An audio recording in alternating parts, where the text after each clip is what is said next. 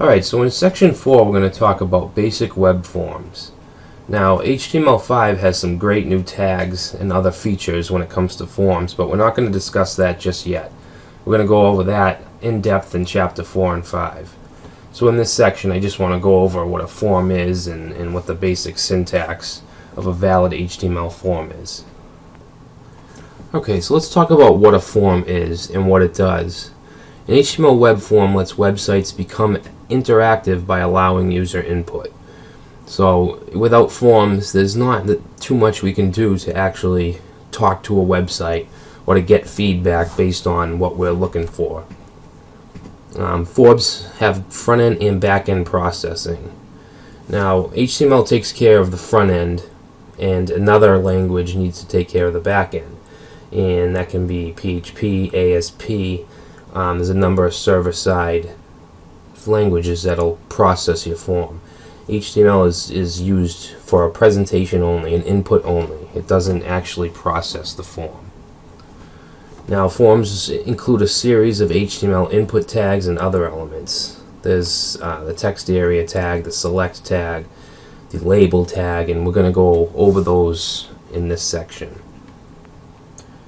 So we have the form tag, and like I said, it wraps around the entire form and all its elements. And the common attributes for a form tag would be the action. This would be an attribute of the form tag. It specifies the page or the script that would process the form, and this would be done on the server side. This wouldn't be HTML. What we would do would just be to define whatever file was to process the form. We would define that, so it could be, say, process.php, and that would be a file on your server that processes the form. Now method is how the form gets processed, and I'm not going to really go over this here because it's out of scope. For instance, in PHP you have the get and the post method. The get would send the information through the URL, and the post method would send it through the form, and it would be you wouldn't be displayed in the URL. But that's something else. That's server-side scripting. But these are the two most common attributes for a form tag. So next we have the input tag, and the input tag is one of the most important elements of a form, and there's multiple different types. The first attribute we have here is type, and that could be text, password, it could be a checkbox, radio button, submit button. There's multiple different types of input tags.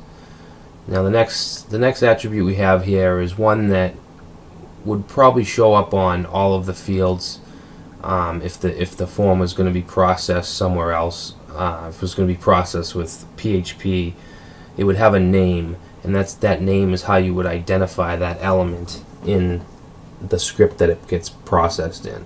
So, and it can also be used in client side. It can be used with JavaScript, validation. It can be used for numerous things. Next we have the size, which will specify the width of the input field, usually a text field. It would define the width in characters. So if you wanted it 50 characters long, the attribute would be size 50.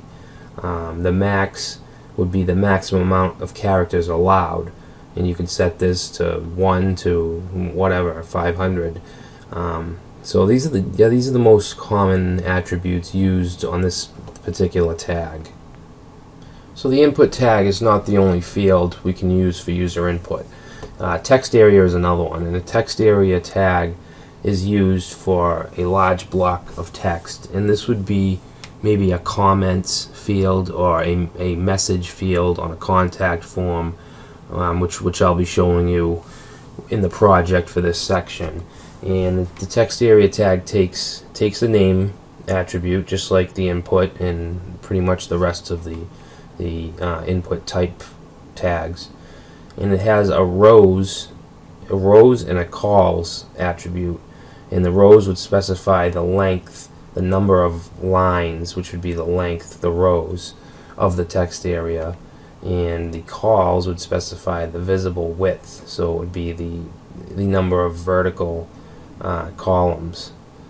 Now we have the max length attribute, which would specify the maximum number of characters allowed in the text area. This is just like the max attribute for the input tag that we just talked about. So those are the basic attributes for the text area tag. And here we have the select tag, and the select tag is used for drop-down type fields. It can be single. It's the single arrow that you click, and a drop-down will show, and you'll select one. Or it could be the kind where it's a list of multiple options, and you can hold Shift or Control and select multiple options. And it takes the name attribute just like all the other input fields.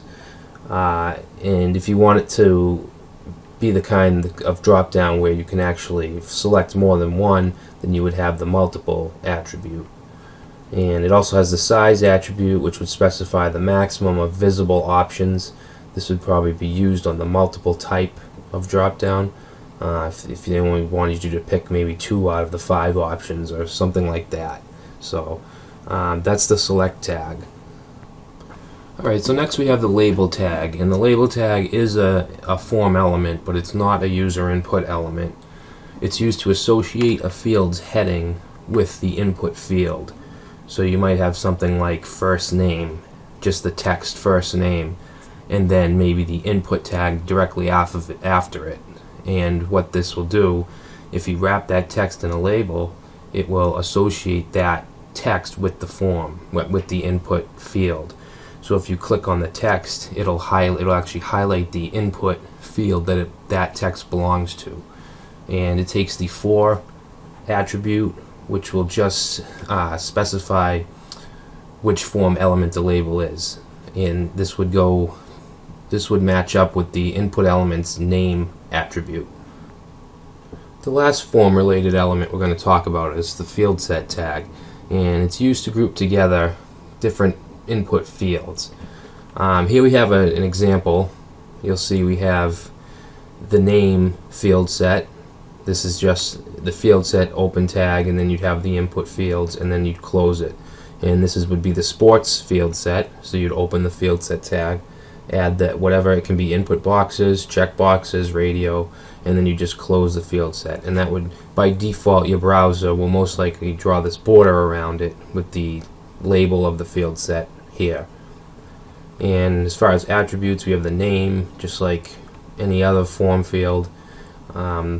The form, which would just specify the name of the form, and then we have a disabled attribute, and this would just disable all the fields within a certain field set.